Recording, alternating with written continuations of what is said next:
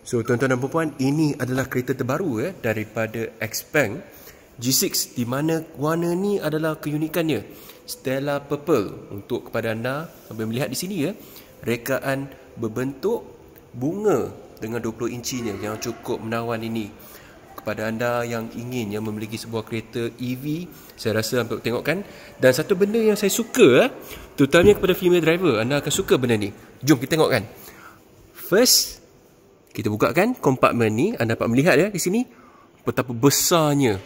Kepada anda yang buat makeup nak pergi kerja tu, memang best gila lah dengan lampu yang ada di sini ni.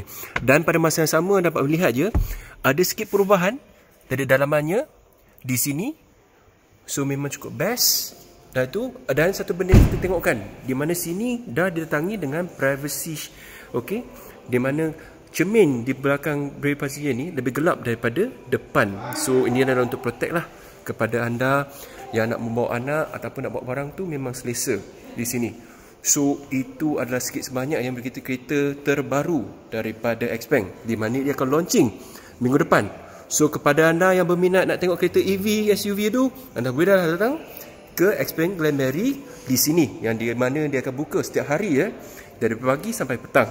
Itu saja daripada saya. Katakan anda suka video ni, tolonglah like, subscribe, dan kita jumpa anda di video yang akan datang. Thank you. Bye.